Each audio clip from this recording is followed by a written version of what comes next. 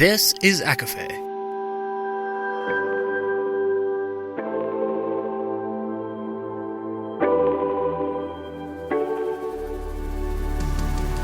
Laura Marie and Jessica Marie proudly present A Court of Fandoms and Exploration, a podcast.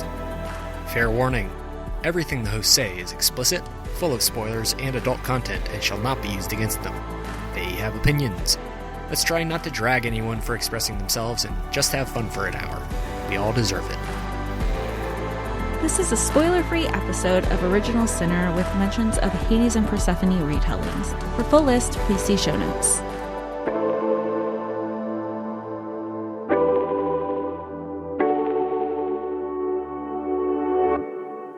Everybody, and welcome to A Court of Fandoms and Exploration, your weekly deep dive into the fantasy, literature, and fandoms that we love. I'm Laura Marie.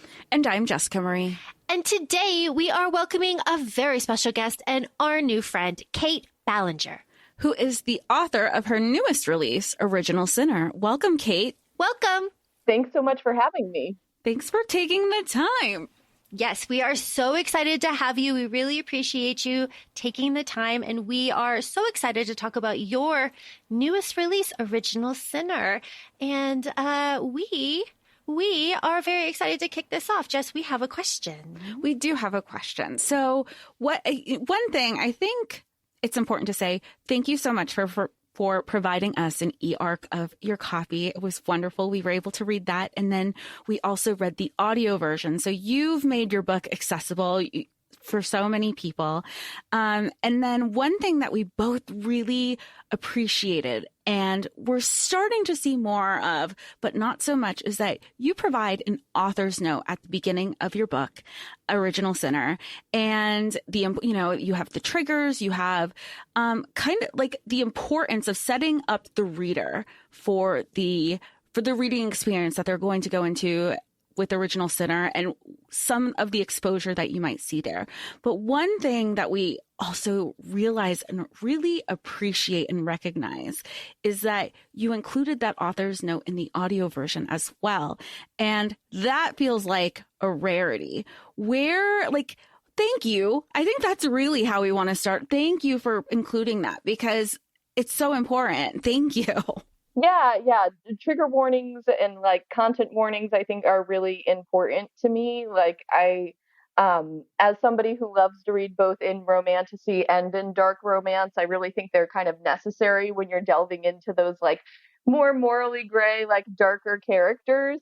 And so I always want readers to be prepared for what the experience is going to be. I never want anyone to be caught unaware or have some sort of background trauma triggered from my work if they can avoid it. So that's a very important element of it to me. And without going too deep into the series has a lot of BDSM and kink and consensual elements of that are very important in that. And so that was a part of that decision too, is that I really want the consensual elements to be there. I want everyone to know what they're getting when they go into this book. And that's amazing, especially in the audio version, because as Jess said, that isn't standard. That isn't standard practice. So to have that and then to have such an excellent narrated audiobook was just perfection. It was lovely. Of course, these are your words, which we are talking about. So as we begin to talk about your new release, I kind of want to take a step back and say that this is not your first book. This is not your first series. You have a hefty back catalog that you are working with. Do you want to talk to us just a little bit about that? Because we are also getting to know you as well as this book as well. Yeah. So I started out originally writing paranormal romance for Harlequin many years ago. And I wrote a short series for them that at the time was called The Execution Underground. The rights for that series have since come back to me, and I've re-released them as indie titles. They have a new name now, The Rogue Brotherhood. So those books are out. And then I also spent a fair amount of time writing for Sourcebooks Casablanca, which is the main series that a lot of readers know me by, which is my Seven Rain Shifter series. So it's cowboys meets werewolves So I'm that cowboy shifter writer that people talk about. So a lot of people know me from, either those early titles with Harlequin or the Seven Rain Shifters. And those are all very firmly like on the spicy paranormal romance side of things. But Original Sinner, which is my newest release, is more kind of in the romantasy, dark romance adjacent. Like it blends both subgenres. It definitely still appeals to readers who like came along with me from my paranormal roots, but we're starting to get more into like the magic and romantasy side of things. How has that experience been working with Harlequin, working with source books, Casablanca, and then having the indie experience? Has it been kind of to interweave all the different series that you've been working with? Yeah, it's been interesting. Like, I think that when I started out in traditional publishing, I really kind of needed that structure. I don't like at the time, what we currently refer to in the publishing is like the indie revolution was like just starting up. Like people were just really starting to get big into self-publishing. It was still relatively new at the time. So for me, I was still like I had a specific goal of wanting to see my books on the shelf and wanting to see them like in bookstores. And so that was what I was chasing. And at the time you needed a traditional publisher to do that. And so I had a lot of good experiences with different publishers, then did the indie thing for a little bit. And then now Original Sinner is with Montlake, which is the an arm of Amazon Publishing. So that has been a very interesting experience because they are a traditional publisher, but they're so used to working with indie authors that it feels a little bit kind of like a hybrid form of publishing. Like my indie cover designer was the one who did the cover for Original Sinner, so that was amazing. He got onboarded at Amazon, and so that was a lot of fun. So yeah, it's been working with Montlake now has kind of been the best of both worlds because I think there's a lot of advantage to both paths for authors depending on what your individual career goals are. Ooh, that's a good answer. That's quite excellent. Oh my gosh. Okay, I would like to talk a little bit about your writing process because you are a well-established author. You know what you are doing. You have a process. Can you tell us about this process? Like, what is writing for you?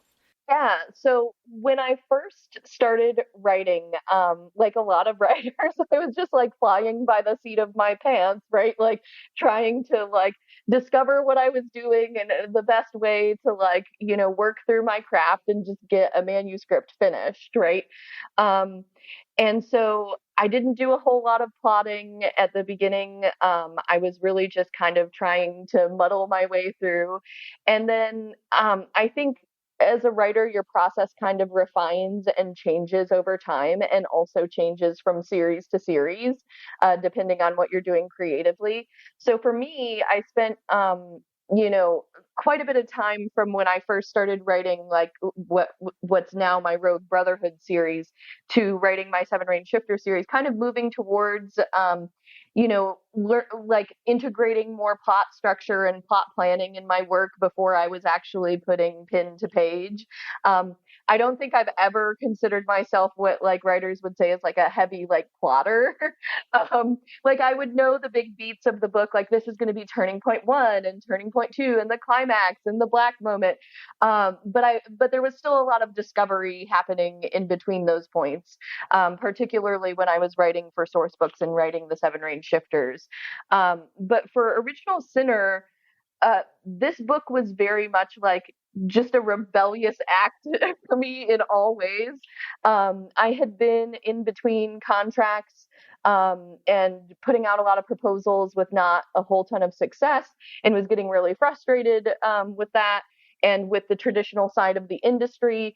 And so I decided that I wanted to pick a project that was just going to be solely for me, that like it was something that I wanted to do and that I was going to have fun with. And so Original Sinner was that project. It was like I have a guiding principle as a writer that I don't write anything that I wouldn't enjoy reading. Like if I'm not having fun, my readers aren't going to be having fun. So, the goal of this project was just for me to have a lot of fun and hope that that translated over into my readers also having a lot of fun. And so that was kind of really what I was doing with Original Sinner. I was like, I'm just gonna make this a passion project. I'm gonna throw all the tropes and like things that I love into this one book. I didn't plot it heavily at the time because I was kind of going back to my roots and being more discovery writer and just letting myself play in a way that like you sometimes get away from in your writing career. So like Original Sinner was a play project for me. And I was just convinced that even if it didn't sell traditionally, that I was going to do this project indie, that I was going to publish it either way. But then it ended up selling indie and it ended up selling to Amazon in this really, amazing deal for me. And so having that fun and playing with this book in like a way was really kind of an eye opener of like, I'm going to be doing more of that, of like just stuff I want to do, like Kait Ballenger Unleashed sort of thing. Because it really paid off for me career wise. And I love this book. I love this series. And I've had so much fun and joy writing it and kind of getting back to just letting myself like do it for fun without a whole lot of expectation. Well, I love that you said you're like letting myself play freely, because I feel like so many of us are still healing our inner child, healing our inner teenager, healing so many parts of ourselves. So like going into it where you're like, I'm going to let myself play. I'm going to let myself be as unhinged as possible because I'm going to like it. I don't care if anybody else is going to like it. And the concept of thinking that there are writers out there where you had said, you're like, I wouldn't want to write something that I wouldn't want to read. The concept that might be writers out there, they're like, I'm just writing to write with no investment in there. And I feel like the projects that you're passionate about and that you put everything into, those are the ones you're like, I didn't think anybody was going to like this. I just wrote it for me. And I was hoping I was going to be the only one who saw the light of day. It's just such a wonderful contribution because we get to play with Original Sinner with you in this experience. Yeah, that's really was my major takeaway from that book is I was like, I'm going to be doing more of this and just kind of like letting myself have fun. Because like, there are a lot of writers in the industry who will do things like to write for trend and like, or because something's popular and that's valid in its own way. Like we all have to make a living, right? I'm not going to shame anyone for that. But at the same time, for me, like so much of this career is like a labor of love. And so I want it to be a labor of love that makes, my life enjoyable and makes it worth it. And like, if I'm having fun and enjoying writing these books, I'm hoping that the readers are going to come along with me. Well, it is 2025 and we are all struggling to keep that spark of joy alive inside of ourselves. So hearing you talk about, joy and passion, here's something that I know that you know, but people can pick up on joy and passion. When you love something and you pour all that love and energy into it, like people can pick up on that. And you want to talk about passion. There is a ton of passion in this book. Talk to me about these characters, this idea. There is in the author's note a little explanation, but what can you say about like where this story came from? Yeah, so Original Sinner is kind of a marriage between dark romance and romantasy. So we call it dark romantasy. It really came from the fact that I enjoy reading both those subgenres and really just wanted to mash them together. And so that was where my starting place was. Is I knew I wanted to be playing in both those genres. And to give a little bit of background about Original Sinner, in Original Sinner, Lucifer and the other 7 deadly sins are now billionaire celebrities who rule this God-abandoned New York City. And the heroine, Charlotte, is the runaway daughter of a cultish evangelical minister who runs to New York City thinking that her family and all that trauma is not going to come running after her if she gets a job working for the devil. and chaos ensues from there. But when I when I was first formulating the idea for this series, like going back to talking about like this is what I really love to read, I was super into reading a lot of the Hades and Persephone retellings that were and still are popular in the romantasy space, and was having a lot of fun with those. And I was like, I'd really love to do something that has this sort of Hades and Persephone feel, but there's so many titles out there that are specifically Hades and Persephone, and I felt like I would kind of just be screaming into the void with like yet another retelling. So I wanted to do something that had that sort of feel, but it was a little bit different. And so I started thinking about what would happen if you put Hades in a different pantheon. And then ultimately the idea came that like Lucifer is the Hades of Christian mythos. And and the idea just kind of exploded out from there. Because then when you've got the idea of Lucifer, like, okay, like what is he going to look like if he's living in the real world? Well, he's going to be this billionaire, and he's going to own a company that's like in luxury goods, and then like he's going to have all these siblings, and they're going to be the seven deadly sins. And so like the idea really just started from that one small like seed of a thought, and then it built out from there. And again, it was just like very much putting whatever I wanted, like trope wise, into this book. I was like, okay, he's going to be a billionaire. There's going to be fake dating, right? He's really gray, like all the stuff I love in a book, and was just like figuring out how to throw that in there. Well, you do a great job in explaining our seven deadly sins, because one of the things that I was sharing with Laura before you had joined us was that you're so used to Greek mythology that you've created these characters with the seven deadly sins, which I've never seen before. So like, what a wonderful original concept. And then I'm like, wait, are the seven deadly sins, are they just sins, or are they people? Like I started mixing the mythos that comes with them. Yeah. So like how fun and exciting. And like you said, you're like, what can I do with this? And you're going to be inspiring a lot of other people who are like, wait, I like what Kait did here. And you're going to be like, I'm the original.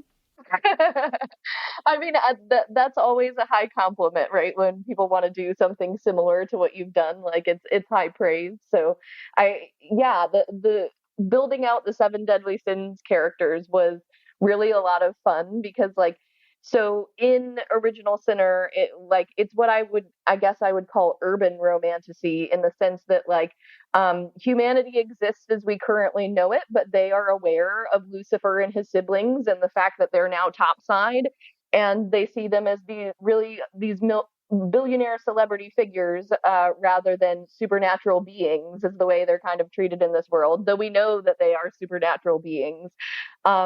So it gives this kind of interesting power dynamic between like what it's like to be a human versus what it's like to be like an actual billionaire with all this power.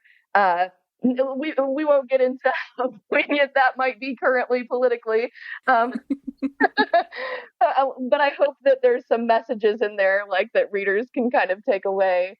But yeah, it was fun kind of playing with the idea of like, okay, you've got all these seven deadly sins. How can I make them the embodiment of their sin, but also make them like a fully fleshed out character that has this like history and backstory? And I'm really hoping that I get to write about the other sinners as spin-offs eventually. Like that's in the tentative plans. So, because they're a lot of fun. They as secondary characters, they tend to steal the scene. Have you been to New York? I have. I actually was just there last week. So I was up in Brooklyn at the Ripped Bodice signing copies of Original Sinner, which was amazing. That was the first time I ever got to sign at the Ripped Bodice, and that was a lot of fun. And I frequently love going to the city. It's just one of those places that I really enjoy visiting. So when it came to setting the series there, it really just seemed like the natural progression in the world building. So Lucifer in the series owns this company called Apollyon Incorporated, and it is loosely modeled after Louis Vuitton Moet Hennessy, which is the biggest luxury goods company in the world. And so it was the idea that if Lucifer as Pride, right, he's going to work in luxury goods because he's going to care very much about his image and, you know, how he looks and how he presents himself. So if he's working adjacent to fashion and luxury, he's got to live in New York City. And you know, it helps that I love visiting New York and, you know, my editor is also from New York City. And so that helps in the editing process as well. So yeah, it was a great place to kind of set the series and like set the stage for the drama and celebrity like chaos that ensues. Well, full transparency, I'm based out of New York, so you can rest assured when you were saying things, because we talk about logistics a lot on our podcast, and I was like, let me see if this is accurate, because some people will write, and I'm like, did you not have Google at your fingertips? Like there is a whole map, and so I was like, okay, she knows what she's talking about, but it's always just like it's in me because I'm in it. I'm in it all the time. And sometimes I've fact checked people in my head. And Laura and I, we are on record talking about this, we were discussing Twilight and how fast it would have to get to Forks, Washington to Phoenix. And we were like, this is not accurate. So thank you for everybody who knows and loves New York and so well and respects the city for what it is. That it is accurate. I was like, let me look up 593 Park Place, and I was like, oh, that is giving like luxury vibes for like a party. So it was really fun. So thank you for that. Thank you for your accuracy. Yeah, that's something that I really wanted to do is like I wanted to accurately portray like location because it's such a big part of the world building for this series. So like they're like, especially as we get into the later books in the series, there are some locations that are fictional, but like when I can ground it in reality, I try to for example, Lucifer's building, like 172 Madison Avenue, is a real building. It has a real 5-floor penthouse that is actually currently vacant. So it's open for Lucifer to move in anytime he's ready. Well, and it's great for new readers too. When you're thinking about like cities you romanticize, you're like, oh, I just read Kate's book and this is where I want to like do my next adventure journey to or vacation. And I think that's also fun because I feel like that's also becoming more popular, or doing like book tours with your friends of like books that you love. Be like, we have to go to this location, and it just, like I said, and I feel like your editor would not have steered you wrong either. She'd be like, absolutely not, Kate. Yeah, she was like, no, like we've got to make sure like that everything in this is accurate. And my copy editors are also good about that too, because they'll be like occasionally like, what about this street corner? It's actually this, and I'm like, okay, like we're changing now, right? Like, because it's very hard to pull up like research about a specific place, like and get down so granular into like location and street names and that sort of thing, and like. It's very time consuming as an author, and like we all love to do it to a certain degree, but like deadlines, right? So I'm really glad and relieved to hear from an actual New Yorker that like I pulled it off. Well, you said you were going to ground this in reality, and I absolutely think that you did, because you cannot talk about Lucifer without talking about daddy issues, and we cannot get more real than that. So the daddy issues are flying around here, and that is not a spoiler. Lucifer has always had daddy issues, and we incorporate them very interestingly here. I think it will come as no surprise that Jess and I are supernatural girlies. So we are very in the lore of a father figure who has disappointed someone. So to have that here, and to have that kind of play out in parallel between characters is a very interesting dynamic, and was very fun to explore throughout this entire book, and to see how that took and how it took our characters on a journey, but also a journey of healing and understanding, and of appreciating each other, and of appreciating the strength in each other, and the strength that I'm going to say redemption can kind of bring, and that is kind of like a little kind of guiding light here. So can you kind of talk us through, like, we have Charlotte. What is Charlotte like really dealing with here? What is her character like for you? Was she always up here talking to you, or was she someone who kind of flowed out of you once you started the writing process? I think Charlotte, like of Lucifer and Charlotte, are the two main point of view characters. So Original Sinner is written in first person, alternating point of view. So some chapters are from Charlotte, some are from Lucifer. And she has always been the easier of the two characters to kind of write and access, just because I have more in common with her than I would ever have in common with the lovable asshole that is Lucifer. And she was really, as much as he was the concept that the story was built around, she was the first character that came to me. Like, her voice was the first one I heard, and the one I have the easiest time accessing as an author. Like, I love to tell, anyone who's willing to listen, basically, that Lucifer is just as much of a pain in the butt character to write as he is like a pain in the butt boss to Charlotte. Like, so there are times where, like, I write scenes with him and I'm like, I have no clue what he's up to, no clue what he's doing, right? Like, I don't know what's going on in this part of the story, but I guess I'll find out later on down the road. But Charlotte is much more straightforward as a character. So to give it a little bit more information about her, she's grown up in really steeped in purity culture and Christian evangelicalism. So, which, anybody that has any knowledge of, Christian religion knows is can be very oppressive for women in particular. And this has been Charlotte's experience, and she's really hoping to get away from that. So she has been taught to kind of be, quiet, meek, mild, shy her whole life.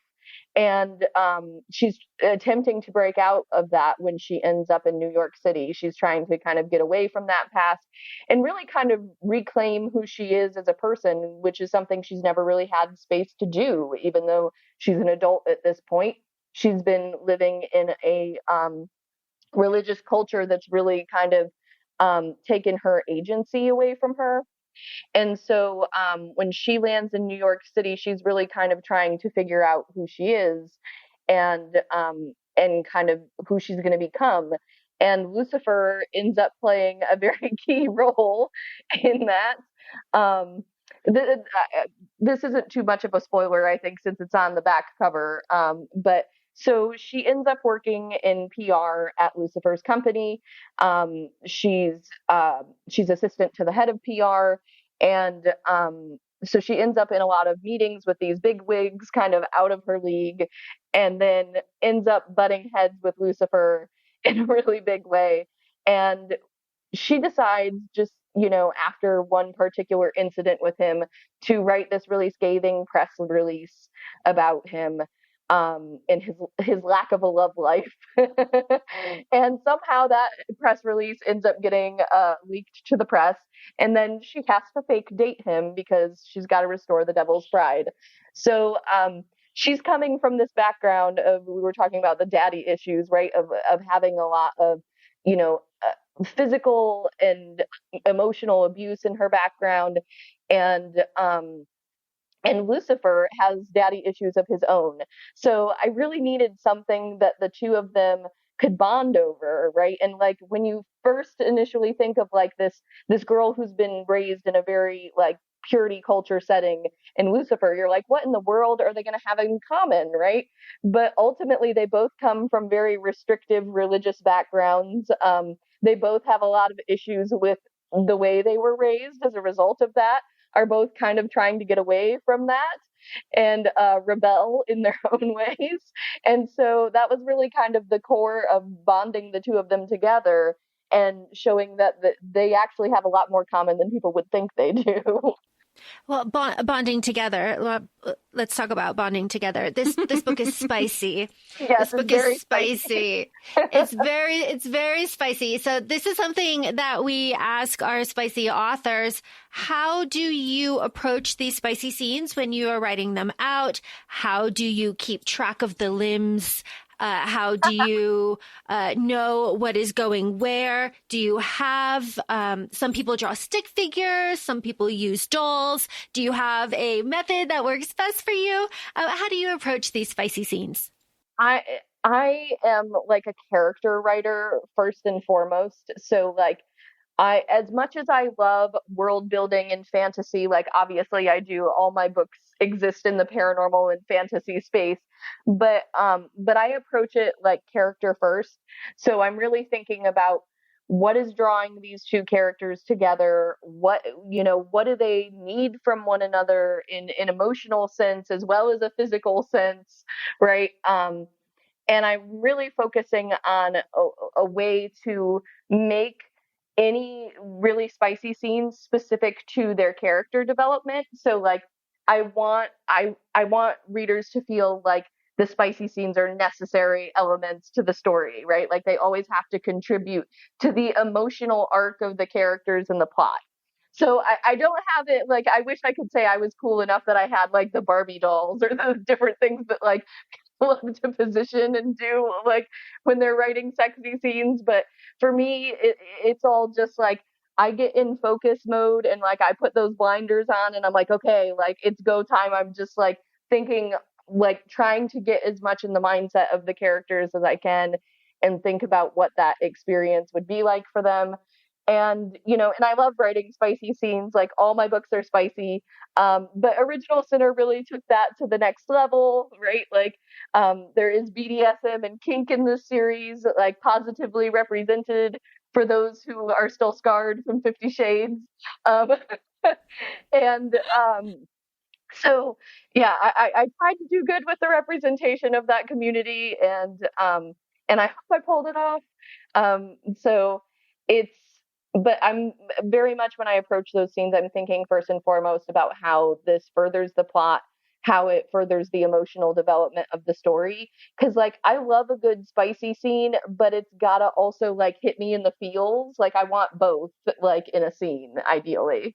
And in those scenes that you have between Lucifer and Charlotte, like it does, like they are healing with each other in those moments as well. It's not just like you said, a spicy, which is great. Because I mean, there are books where you're like, if you want spice and, plot is maybe like not even secondary, tertiary, you can go there. But when it adds to like, you see their healing journey through each other as individuals as well as healing together. Because I think that's also important for, the couple that's, that we're seeing on paper. Because, you want to grow together while growing parallel and not necessarily apart while getting to know each other. And then the conflicts that happen also where you're like, okay, I'm going to divulge this information to you. And the other person's like, yeah, I knew. Like, I've been like having anxiety over it this whole time. They're like, but there's a respect there that you'll tell me when you're ready. Like at the end of the day, there is a respect there and a lack of judgment too that the two have with each other once they get to that point. Yeah, yeah. And that was really important to me because like I like to think of myself as a very non-judgmental person, right? And so like that's something that I want to be present in my characters. And so I think that especially when we're talking about like intimate scenes like that, like to approach another person and be able to just like let all those guards down, like romance for me really happens when the characters are able to be really open and vulnerable with each other in that way.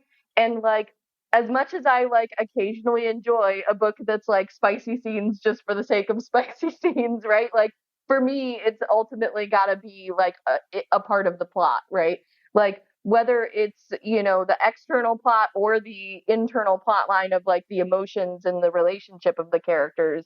And so like I want the best of both worlds. Well, something that I really love that you included in your story that is not included in a lot of stories. Of course, we're seeing it more now, and Jess and I have an episode on it as well. But our main character, Charlotte, has friends. She has friends, and they're supportive. And I'm counting one of the characters because like they were friendly. They were friendly. There was advice given there. Like we're friendly, but we have a very good friend, our roommate, that we live with. And that friendship is so wonderful and it is maintained. And our friend is brought along with us on the journey. She's not like, secrets, I need to protect you to be safe just right now. It's like, hey, come party with me. Yeah. Hey, come hang out with me. Hey, let me break my NDA for you, but you only. Yeah, you only. It is wonderful to see a positive representation of female friendships and to see this in a non-competitive way, supportive, lovely. Together, we're here, we're working together. Like there's communication there. There is, emergency contact situations, reliability, responsibility, but also acknowledgement of living your own life, no judgment. It was a really beautiful female friendship to read. And I'm going to tell you, like, it was surprising because, like, reading this, it was not something that I was expecting. I was expecting, sexy Lucifer. I was expecting sexy New York. I was expecting sexy times. I was not expecting a very foundational, supportive female friendship that will carry with me as I read this. And it was a joy. Again, 2025, we're finding joy. It was a joy to read and a little surprise here in this dark, sexy book. So thank you for putting that in there. Oh, thank you. Yeah, it's really important to me to kind of like be representative of the things I want to see in the world. So as much as I'm playing with these like dark, twisty themes in like, sexy billionaires and that sort of thing, I was like, when we get down to like the logistics of it, I want readers to know where like, I guess where I stand on things and I love to see supportive female friendships. And so like, as a reader, I'm just at the point where I tend to like cringe when like all the women in the book hate each other. And I'm just like, I just I can't do that anymore. I'm like, I don't want to see that kind of competition between, women who could be helping lift each other up rather than like tear each other down. And so it was very much a like wish fulfillment for me because I wanted to see like friendships like that in a book where it's like they're supportive of one another, and even not just like the friendships but like the female mentorships in the book. Like so Charlotte's immediate boss, Imani, her supervisor, like I feel like there's also an element of friendship to that relationship as well, like an older woman kind of mentoring a younger one, like taking them under their wing and helping them professionally. And like, that's just something that like I love to see among the women in my life. And so it's like, it's going to be in my books. Well, and to add to that, I think, you're saying how the representation that you want to see in your worlds too, you have those female friendships where Charlotte says, wow, she was really fucking real. She wasn't holding back.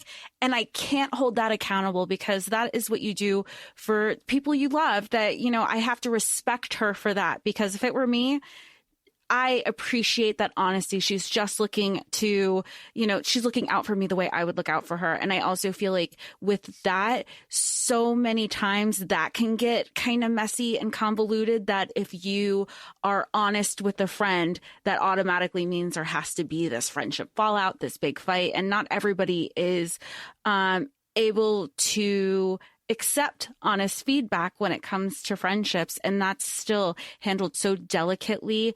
And there's a respect there that you put in your writing in Original Sinner with not just one female friendship, with the female like cohort in who we're meeting with your characters in this book. Oh, well, thank you. Yeah, I feel like I'm very much, putting in the representation like that I would like to see. Like, so, there's several elements of this book where I'm like trying to be very intentional, and that was definitely one of them. So I appreciate that that's being recognized by readers and that you all enjoyed it. And there's so much going on in this book too, because we have sexy Lucifer, he's a billionaire, luxury, good company, we're fake dating, but we also have all of these complex emotions that we're working through of shame and being dirty and not being worthy and not deserving good things that are coming to you. I have to say, just as an aside, I appreciate that when Charlotte has to fake date and she has to be in the beautiful designer clothes, she doesn't be like, no, I want to be in my jeans. No, she's like, yeah, let's go. Let's go. Give me the purse that is better. Yeah, let's go. Highlights. Let's go. When her stylist says, what do you want? How do you want to feel? She's like, I want to feel like I belong and no one's going to second guess that I shouldn't be here. Like, do it up. I like, do Lovely. that, queen, right? Yeah. Yeah. I like, that's another, like it's a micro trope, like revision for me, right? Because I feel like it's so common when you're like reading specifically like billionaire romance and he starts to like shower the heroine with all these like amazing things. She's like, I do want it. And I'm like, clearly you have never grown up actually poor, right? Like, because if you are, right, you're like, please, like, come in and make my life and existence easier, right? Money can't buy happiness. What? I'm sorry. Yeah. Well, let's try. Let's try. I'll tell you when I'm happy. Let me be crying in my penthouse, my 5-story penthouse. Yeah. I mean, glorious stuff. Okay, So as I was saying, there is a lot of plot going on here. We have our lovely two main characters, but we also have, I would say, like a huge plot happening in the background. We have God, and he is doing things. Sometimes maybe, and we have just in like the closer kind of to us, there is kind of like a murder. There is things happening that are kind of driving along everything too, that Charlotte is kind of like, well, what's that about? And everyone's kind of like, okay, you've got a lot going on, so you handle that, and like, we'll do this. But as the reader, there is a lot of plot going on here. So that isn't to say it's just like allspice all the time. As you said, everything is relevant and adds to the story. But this overarching plot kind of takes us into how our book kind of ends, and it ends with a bang, and it kind of sets up more things in the future. So this is my question, did you have the ending in mind when you kind of had this story going? Did you know that keeping the world open would be the best way to finish this? Yes and no. I'm going to okay. So, without getting too detailed to where like I'm giving any spoilers, those who have read the book will understand what I'm saying here is that when Lucifer gets out of the limo at the Met Gala and starts saying, I can't do this, I knew that was coming. I that was planned the whole book. So that particular twist, I knew, well, from the very beginning, like that was always going to be the case. In regard to the other plot elements, there were times where I surprised myself. That's sort of the fun of being a discovery writer. Like when certain identities are revealed, I was like, oh, it's that. Right? Like, so yeah, like there were times where I was like just as shocked as Peter was. But in regard to the ending, so when I wrote the ending of Original Sinner, without giving too much away, right? Because this is the romance genre. So there is an HEA. They are a couple by the end of the book. And so to me, I'm like, as a romance writer, I was like, oh, okay, HEA, it's time to move on to the next couple, right? And I had fully convinced myself that for book 2 that I was going to be writing about Asmodeus, which is Lust, Lucifer's brother, and his partner. And so like I started plotting out that book and I was like all ready to go. And then I just kept getting more and more scene ideas about Charlotte and Lucifer. And I was like, oh, I don't think their story's done. I don't think they're finished after just one book. And so I started toying around with that idea. And once I did, I was like, no, this is definitely the direction I need to be going. There needs to be more than one book about them. And so that did end up changing the epilogue of the series. So originally they had very much like the typical romance epilogue that like ties up all the threads. And I was like, no, we can't do that because we're continuing on with Charlotte and Lucifer. So I had to intentionally kind of leave some of the elements of the world open with the idea that like I knew I was going to be going into writing about them again. So which book 2 in the series, Wicked Believer, is going to be out on September 9th. So not super long from now. And I'm currently working on the 3rd one, which is also still about Charlotte and Lucifer. Oh my goodness, how do you find the time? Because this book just came out and was just released. And now you're already like, oh, book 2 is coming out. Here's the date. And I'm on book 3. You are a powerhouse. How? It's well, I will say with publishing, like especially when you're working with a traditional publisher, there is some lead time, less with Montlake than there is with other traditional publishers, because Montlake and Amazon tend to move very fast. And they like you to make sure that you're getting those books out on a very frequent schedule especially for KU readers. So this book is in KU, and so that's a key part of that. But also, you know, I love this series so much that it's kind of just flown out of me. And so it's made the writing process easier to be doing something that I love so much and that I enjoy, and like to just continue on with this passion project, because, you know, I think there's some books are always easier to write than others. Any author who's been in the industry very long will tell you that, like, even if you love a book, sometimes it can be like you're pulling it out of you. But for this series, it has just been like, it's really been like a gift project in all ways. Like I've just had so much fun with it that it's been a thrill to write it. And like, I'm having lots of fun and keeping it fresh by, you know, doing lots of things that are going to surprise readers in the later books, I think, but I think they're going to love it.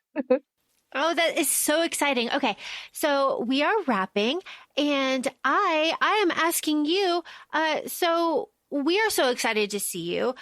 Meeting you has been absolutely lovely. You are a fantastic guest. Please feel free to come back anytime. Truly, like, we are all friends here. So my question for you is, do you have any events coming up? Do you have anything you want to promote? This is your time. Please let our listeners know where they can find you, support you, all of the things.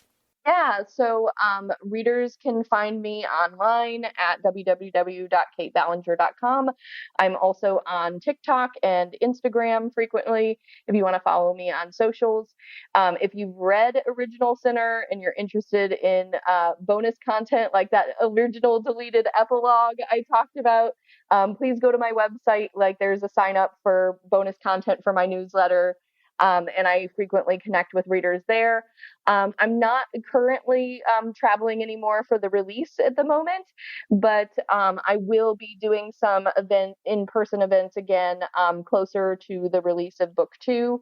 So I will be at Smut Lovers Con in Orlando in September, and then I will also be at Romantasy Book Con in Orlando in October for that one. You're still so busy, and it's going to be tied to the release of the second book. That's so exciting. Yeah. I'm like I would love to be doing more like signing and release stuff right now, but I was like, nope, I have to buckle down and finish book 3. It's due at the end of June, so I'm like, it's go time. Book 3 is already at the end of June. Wow. You can do it. You can do anything. Right? Yeah, that's what I keep telling myself. We'll see.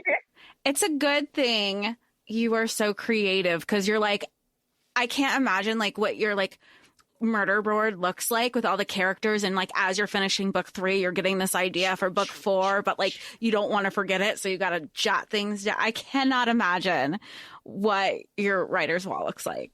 It is a very chaotic process. Not nearly as glamorous as it sounds. Honestly, it does sound glamorous. It really does, truly. The life of being able to have an idea, have a passion, have a spark, and then to have the skill to put it out on paper and in a way that it translates to a reader, immerses you into the world and really speaks to you on multiple levels, because this book hits on multiple levels. It's not just one thing. It's like our characters, it's very multi-layered and complex, and that is all thanks to you. So thank you for all of this. Thank you for taking the time. Thank you for speaking with us, and just thank you for being you in general. Truly, this was a joy. Oh, thank you so much for having me. It was great chatting with you guys. Thanks for coming. Thanks for taking the time. We can't wait to chat more and go through it all over again for book 2. Yes, we will absolutely do it again for book 2.